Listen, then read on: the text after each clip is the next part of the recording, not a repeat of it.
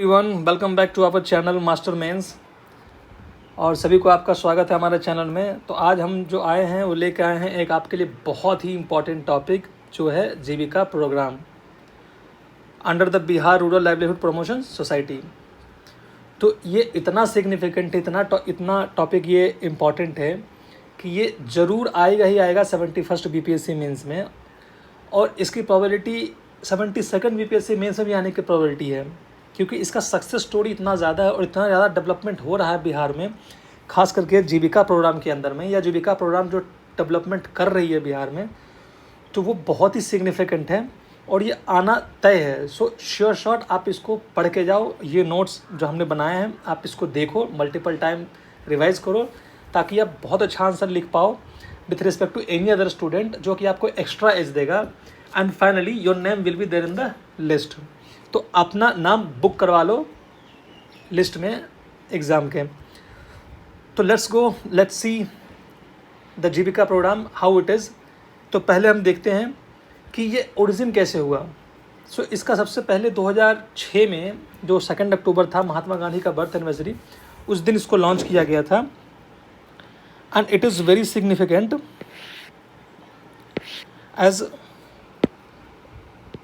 as it is implemented by the Rural Development Ministry, and this is the program which is been added by the World Bank. So इसका significance इसलिए भी important हो जाता है कि world bank added programme है।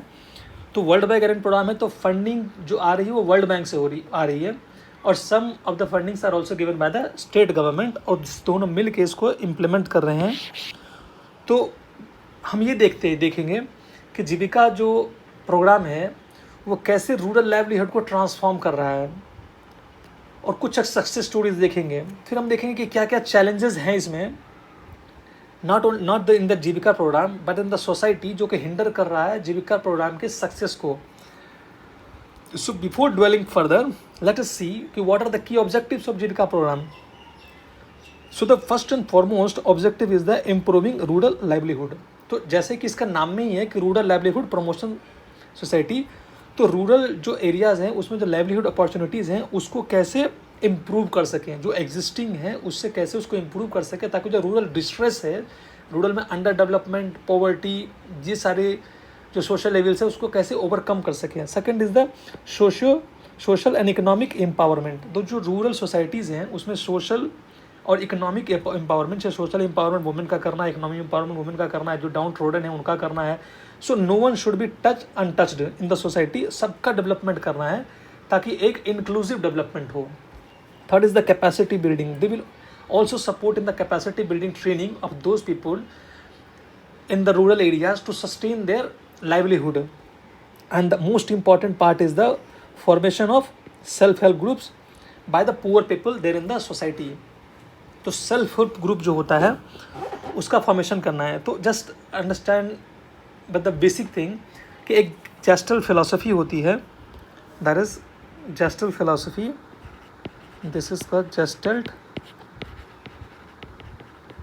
philosophy which says that whole is more than the sum of its parts, means जो सम of the parts होते हैं उससे ज़्यादा वैल्यू होता है होल का। For instance, just for an example, कि जो कार होता है उसमें अलग अलग कंपोनेंट लगाते हैं, व्हील होता है, स्टीयरिंग होता है, गियर होता है, ब्रेक होता है, बहुत सारी चीज़ होते हैं, और सबका अगर जोड़ दिया जाए तब भी जो कार का एक्चुअल वैल्यू होता है वो उससे बहुत ज़्यादा होता है। तो सब कंपोनेंट, क्योंकि जब कार बिकती है तो उसका जो मार्केट वैल्यू होता है वो बहुत ज़्यादा होता है। जैसे कि अगर 12 लाख की कार है तो 6 लाख 7 लाख इन्वेस्टमेंट हुआ होगा और 12 लाख में बिक रहा है। So this is called a gestalt philosophy, that is whole is more than the sum of its parts. तो the self help group also works in the same manner. They are also having the same philosophy. The समाज में जो poor लोग हैं, जिनके पास capacity नहीं है, जिनके पास इंफॉर्मेशन नहीं है, नॉलेज नहीं है, स्किल नहीं है, तो वो स्कैटर्ड फॉर्म में अपने आप को आइसोलेटेड डिस्ट्रेस में जी रहे थे। तो उनको सबको कलेक्ट कर लेना, एक सेल्फ हेल्प ग्रुप बना देना, ताकि सबकी स्ट्रेंथ जो है वो यूनिफॉर्म हो जाए, एक जगह पे आ जाए, सबका रिसोर्सेज जो है कलेक्ट किया जाए और उसको यूज़ किया जाए for the betterment of the whole community there in the self group. So this was the basic idea behind the self help group.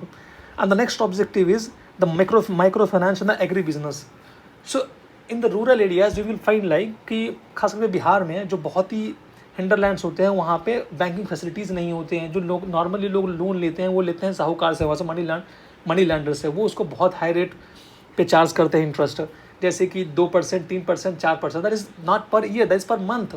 So imagine कि 5 रुपये सैकड़ा जब बोलते हैं तो that counts to 60% per year. तो इतना ज़्यादा इंटरेस्ट रेट एक गरीब किसान कैसे पे कर सकता है, या गरीब आदमी जो समाज में वो कैसे पे कर सकता है। तो उसको तोड़ने के लिए और मेन स्ट्रीम में बैंकिंग सिस्टम में जोड़ने के लिए वो भी एक इसका ऑब्जेक्टिव है। और एक एग्री बिजनेस, सो जो एग्रीकल्चर है जो इंडिया में और बिहार में जो सबसिस्टेंस लेवल पे है, जो कि सिर्फ जीविकोपार्जन के लिए होता है। कभी कभी तो वो भी नहीं होता है, अगर ड्रॉट आ जाता है, फ्लड आ जाता है तो लोग माइग्रेट करते हैं। तो उसको एक एग्री बिजनेस बनाया जा सके, जैसे फूड प्रोसेसिंग इंडस्ट्री हो गया, लाइव स्टॉक हो गया, साथ में पोल्ट्री हो गया, ताकि एक साइकिल बना रहे कि एक सीज़न में ये नहीं तो वो नहीं तो वो नहीं तो वो, ऐसे चलेगा। और जो डिस्ट्रेस है, फार्म डिस्ट्रेस, वो कम होगा, बिजनेस की तरह वो देखेंगे। Now will see some of the initiative under the Jeevika program. So the first that is the financial inclusion and economic support. तो financial inclusion and economic support में क्या करना पड़ेगा। तो सबसे पहले एक सेल्फ हेल्प ग्रुप बनाया गया। तो सेल्फ हेल्प ग्रुप जब बनाया गया तो वो क्या था, that acted as a intermediator. देखो हाउ इट वर्क्स लाइक कि and the bank linkage program. So the important was कि this is a self help group, this is bank, and here is the individual. So the bank will give loan to the self-help group, self-help group will give loan to the individual. Similarly repayment they will do to self-help group, and self-help group will do repayment to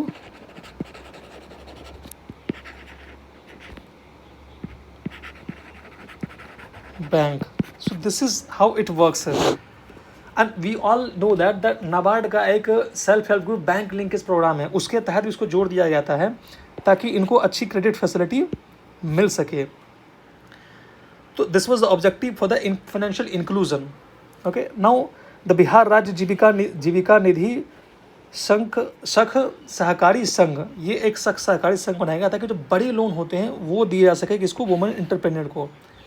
and the next one that is the most controversial scheme, that is the मुख्यमंत्री महिला रोजगार योजना, जो कि अभी Bihar election में एक बहुत बड़ा इंपॉर्टेंट पैराडाइम शिफ्ट कर दिया just because of this policy. इसमें क्या था कि 10,000 रुपये ग्रांट किए गए वुमेन को and with the potential of up to 2 lakh, वैसे वुमेन को जो अपना बिजनेस स्टार्ट करना चाहते हैं, और हर एक फैमिली में किसी एक को ही दिया जा सकता है। तो वैसा बताया जा रहा है कि इसी कारण जो वोटर टर्नआउट था महिलाओं का बिहार में बढ़ गया और जो प्रेजेंट गवर्नमेंट है वो पावर में आ गई। Next one is the livelihood enhancement. तो लाइवलीहुड इन्हांसमेंट, तो लाइवलीहुड का अपॉर्चुनिटीज़ क्या है गाँव में। गाँव में क्या होता है, एग्रीकल्चर लोग करते हैं, पोल्ट्री करते हैं, लाइव स्टॉक फार्मिंग करते हैं, रूरल लेबरर्स होते हैं, लैंडलेस लेबरर्स होते हैं, छोटे छोटे दुकान चलाते हैं, रेडी लगाते हैं, उसके बाद फूड प्रोसेसिंग करते हैं, यही सब बिजनेस होते हैं गाँव में। तो एग्रीकल्चर एंड अलाइड एक्टिविटीज़ जो है उसको इन्हांस करना है ताकि एक आदमी सारे काम कर सके कलेक्टिवली, पोल्ट्री भी कर सके, लाइव स्टॉक भी रख सके, एग्रीकल्चर भी कर सके, ताकि एक अगर डिस्ट्रेस बन जाए तो दूसरा उसको संभाले। तो एक तरह से इंश्योरेंस होगा। So they will not be fall in the cracks of misery. And the next is the producer group और कंपनीज। प्रोड्यूसर ग्रुप और कंपनी क्या होता है कि एक कंपनी बना ली है, ग्रुप बना लिए, सब मिलकर फेडरेशन बना लिए, एक सेल्फ हेल्प ग्रुप या 10-20 लोगों मिलकर बना लिए, और एक पर्टिकुलर चीज़ के लिए, जैसे कि हो गया मखाना के लिए, जूट के लिए, डेयरी के लिए, फिशरीज के लिए बना लिया, और उसको हम लोग खरीद बिक्री कर रहे हैं। So this was also a mode of livelihood generation in the rural society. Next the skill development and employment, skill development and job creation. So अगर आदमी जो सोसाइटी में जो गरीब लोग हैं और जो रूरल एरियाज़ में रहते हैं उनके पास स्किल नहीं होता है, तो उनको लगता है कि जब मेरे को कोई स्किल ही नहीं है क्या करेंगे, हमारे लिए कोई काम ही नहीं है, कौन जॉब देगा हमको। तो उसको ट्रेनिंग देना, अब प्लेसमेंट सपोर्ट देना, ताकि उनको फॉर्मल इन जॉब में जॉब भी मिल सके, और वो खुद अगर चाहते हैं कि सेल्फ एम्प्लॉयमेंट करना तो वो भी वो कर सके। And next is the rural enterprises. तो सबसे बेस्ट एग्जांपल रूरल एंटरप्राइजेस का है, दैट इज़ द दीदी की रसोई कम्युनिटी किचन, जिन्होंने एक मार्वलस रोल प्ले किया कोविड-19 के टाइम में। जब यहाँ से लोग माइग्रेट होकर जा रहे थे, बिहार वापस जा रहे थे, तो community kitchen has served them, और ये हॉस्पिटल में एक रिफॉर्म की तरह आया। और आज भी हॉस्पिटल जैसे PMCH में जो कम्युनिटी किचन चलता है और वहाँ पे लोग बहुत ही किफ़ायती रेट में लोग अपना खाना खाते हैं ताकि जो आउट ऑफ पॉकेट एक्सपेंडिचर होता है वो भी कम हो सके. Now we'll see some of the statistics and achievements of the Jivika mission. So the first thing is the reach. How far it has reached there in the Bihar. So it has covered 38 districts and 534 blocks. So means every district, every block it has covered.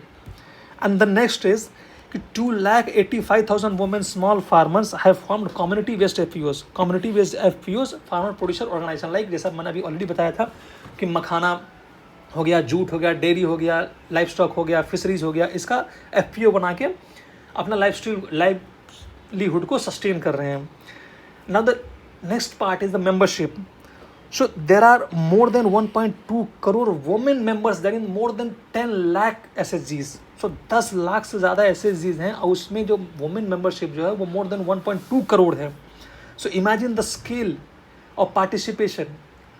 So it is promoting the inclusive growth, and mostly the members are women and the poor vulnerable people there in the society.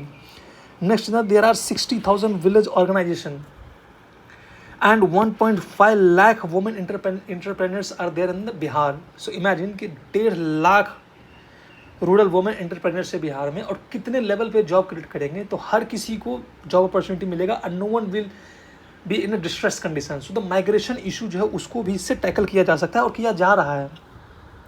And the financial support we will see कि it is estimated that the self help group is generating income या economic activities of more than 1 lakh crore. सो 1 लाख करोड़ से ज़्यादा economic activity generate कर रहा है. And just imagine the scale, I am just giving an comparison figure कि जो बिहार का बजट है वो है 3,16,000 करोड़ का. सो बिहार के बजट के 1/3 के बराबर जनरेट कर रहा है इकोनॉमिक एक्टिविटीज़ कौन? Self help group. So see the scale. And the bank Sakhi, 1,085 bank Sakhis are there in Bihar, जो कि फाइनेंशियल लिटरेसी में एंड फाइनेंशियल इंक्लूजन में एक इम्पॉर्टेंट पिलर है और जीविका प्रोग्राम का एक आयाम है और एक पिलर है bank Sakhi. Now will see some of the success stories of Jeevika program, and this is just nominal, you can read it for the case study purpose so that if it is coming in the exam तो 1-2 case study आप लिख दो. ये आपको essays में भी help करेंगे. जब एसेज आप लिखोगे वुमेन एम्पावरमेंट या फिर रूरल इकोनॉमी पे तो आपको एसेज में भी हेल्प करेंगे, क्योंकि एक क्वेश्चन आया था कि रूरल इकोनॉमी का डेवलपमेंट बिहार में, खास करके वो ऐसे में पूछे थे, तो इसमें जीविका का प्रोग्राम बहुत सिग्निफिकेंट हो जाएगा. तो आप लिख सकते हो. तो दो चार केस स्टडीज़ आप यहाँ से नोट करके रख लेना. जैसे कि अनिता देवी का farmer entrepreneur from the Nalanda district, उन्होंने क्या किया कि एक Madhopur farmer producer company limited बनाया जिन्होंने लाइवलीहुड अपॉर्चुनिटी जनरेट किया more than hundreds of women के लिए. और इनका अप्रेजल प्रधानमंत्री मोदी जी ने भी किया था, जो कि इंटरनेशनल वुमेन डे पे जो सोशल मीडिया प्लेटफॉर्म था, अकाउंट्स था PM का, उस पर उन्होंने पोस्ट किया था उनका success story with the hashtag she inspired us. वैसे ही हैं रूपा कुमारी बैंक सखी, जो बैंक सखी ऑलरेडी हमने देख लिया कि क्या होता है, कैसे वर्क करता है. So you can see this case study. And another is the Ballahpur food processing unit Narayanpur. और उसी तरह से है एक Deepu band party owner and Gudiya Kumari sanitation champion. सो इन सब का केस स्टडी आप नोट कर लेना, कहीं एक छोटे से जगह पे लिख लेना ताकि रिवाइज करने में आसानी हो. और जहाँ कहीं भी आए जीविका देवी तो वो केस स्टडीज़ लिखना है. अगर आप केस स्टडी नहीं लिखोगे तो आपका आंसर उतना इफेक्टिव नहीं होगा, क्योंकि केस स्टडी देख के उनको एक अलग सा फील आएगा. They will be able to connect with the question and your level of knowledge, depth of knowledge. तो कम्युनिटी किचन ऑलरेडी मैंने बता दिया पटना PMCH में how it is working.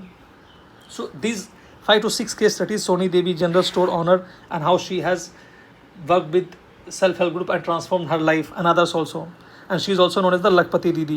Now we'll see ki what all are the challenges which is hindering the progress of Jivika program and the rural development in Bihar. So the first and foremost thing is the patriarchal mindset and the backlash in the society. So the people there in the society, they are having patriarchal mindset. They don't allow women to step out of the house ताकि वो कोई और काम कर सके. तो वो उनके एंटरप्रेन्योरशिप को या उनका लाइवलीहुड को हिंडर कर रही है और फाइनेंशियल इंडिपेंडेंस को. And the second is the control over income and asset. The people male population there in the society, they are having control over the income and asset. So they are not sharing with the woman there in the family, so that they don't have their financial independence. So once you don't have the financial independence, you can't expect political and social independence. So there is a saying that economic justice is followed by social and political justice. So if there is economic justice, then only there will be social and political justice. So this just keep in the mind. You should write it. Then कि जब economic independent होगा तभी उनकी political representation भी, लोग उनकी बात भी सुनेंगे, अपना डिसीजन मेकिंग भी कर पाएंगे, समाज में उनकी वैल्यू भी बढ़ेगी. Next one is the dual bundle syndrome. तो उनको दोनों काम करना पड़ता है महिलाओं को. एक तो घर का भी देखना पड़ता है, और दूसरा at the same time they have to look after the business livelihood opportunities as well, like feminization of agriculture. So the male population, they will migrate to the cities. So the women, they will be left there in the village, and she will be taking care of the agriculture lands also. So she is riddled with the multiple works that she has to marry. She has to manage. And there's a caste and social hierarchy. Imagine a situation, there is a self-help group. In that self-help group, there will be 10 to 15 women, and in that, if someone is from the lower caste, then what will happen is the upper caste women, they will not try to mingle with them. So there will not be the mixing in the society. So the fruit and the progress of the self-help group will be hindered. Next is the inadequate capital and credit disbursement related delays. तो उनके पास एक तो पहले credit नहीं है, दूसरा है कि अगर लेने भी जाते हैं तो बहुत डिलेड होकर उनको मिलता है. कैपिटल खुद के पास तो होता नहीं है, तो लोन लेने जाते हैं तो वो भी उनको लेट मिलता है या नहीं मिलता है, बहुत सारे डॉक्यूमेंट्स देने पड़ते हैं, तो ये डिले है. And the significant thing is the ultra poor people are excluded from that, क्योंकि ultra poor people के पास ना सोचने के लिए समय ही नहीं है, क्योंकि वो they are hand to mouth.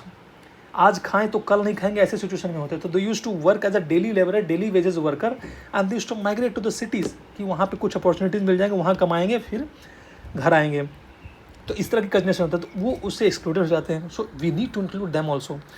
And other challenges which is hindering the progress of Jeevika programme is the training gap is there, infrastructure deficit is there, market and supply chain issues are there, which is overall hindering the progress of Jivika program, and the Jivika programs associated rural development, rural livelihood is also getting hindered. The next is the poor inter-departmental coordination. So there is all the departments, all the schemes are working in silos. So they don't have any inter-departmental communication, which is hindering their progress. And the people, they are also confused that which policy is good, which scheme we need to take it. So because of multiple policies or multiple options, they are a bit confused. So we need to streamline, we need to coordinate them, we need to streamline the things. Now we'll see what are the way forwards. What are the way forwards so that the rural economy, rural livelihood can be transformed, and the Jivika program, which can become a successful mission there in Bihar. Already it is a successful mission, but it has to achieve the target which is intended. So it can be only done once we have to incorporate following things, like deepening economic interventions and market integration. So there should be a strengthened supply chain mechanism, like producer, then transportation, production, storage, transportation, and market. This should be streamlined, and there should be market linkage, that there is a market, and in that, suppose there is a hub and a spoke, like there is a market and there is other facilities, small market. This should be interlinked through transportation. So once it is linked, so a big mandi will be there where we can sell the product, and from there they will be distributing to others. And we also should have a nearby spoke, so that we need not to go there to the big market, we can sell it to the small market there in the spoke, and it will go to the hub. Next is the targeted support to the ultra poor. So as we have already discussed, the ultra poor, they are left out, so we need to give a targeted support to them. So as we will be giving targeted support to them, so that they can become the part of the Jivika program, and they can become the part of mainstream society, and they can have their own means of livelihood. They should not be hand to mouth, and they should not depend on daily wages, or like today we are earning, tomorrow God knows what will happen to us. So उसमें कौन आते हैं? जैसे single women आते हैं, landless labourer आते हैं, and those with the disabilities, they don't have much opportunities. So we had to give them a hand holding, so that they can come up and they can become the part of Jivika program, and they can have their own livelihood. Next is leveraging technology and financial inclusion. So technology का use करके financial inclusion करना है, जैसे कि digital literacy बढ़ाना है, financial enhancing financial access करना है, जैसे कि बैंक सखी जो ऑलरेडी कर रही है, तो अलग अलग बैंक सखीज बनाना है, उसको डिजिटल लिटरेट करना है ताकि वो सबको जोड़ सके और सबको फाइनेंशियल लिटरेसी हो, डिजिटल लिटरेसी भी हो। Third is the capacity building, like strengthening institution and social changes. Capacity building, अब किसी के पास कैपेसिटी ही नहीं है, ट्रेनिंग ही नहीं है उसकी, वो कैसे उस काम कर सकता है। जस्ट इमेजिन ए सिचुएशन, हाइपोथेटिकल सिचुएशन, कि आज किसी रोड पर चलते हुए आदमी को बोलो कि आज से आप IPS अपॉइंटेड होते हो, तो वो कैसे अपना काम करेगा। उन्हें लॉ एंड ऑर्डर कैसे मेंटेन करना है पता नहीं है, उन्हें रूल्स रेगुलेशन पता नहीं है, उनमें वेपन चलाने की स्किल नहीं है, तो वो कैसे जो लॉ एंड ऑर्डर को मेंटेन कर पाएंगे। They won't be able to manage. So it is the same thing there in the society also, कि अगर लोगों के पास स्किल नहीं है तो लोग क्या करेंगे। लोगों के पास ट्रेनिंग नहीं है, स्किल नहीं है, तो कौन से काम करेंगे लोग। लोगों को पहले स्किल, जैसे कि आर्टिजनशिप का ट्रेनिंग दो आप, जैसे किसी को कैफ़े खोलना उसका ट्रेनिंग दो आप, किसी को डिजिटल स्टूडियो खोलना उसका ट्रेनिंग दो आप। तो बेसिक ट्रेनिंग अगर उसको मिल जाएगी तो उसकी कैपेसिटी बढ़ जाएगी और वो अपना खुद का लाइवलीहुड जनरेट कर पाएगा।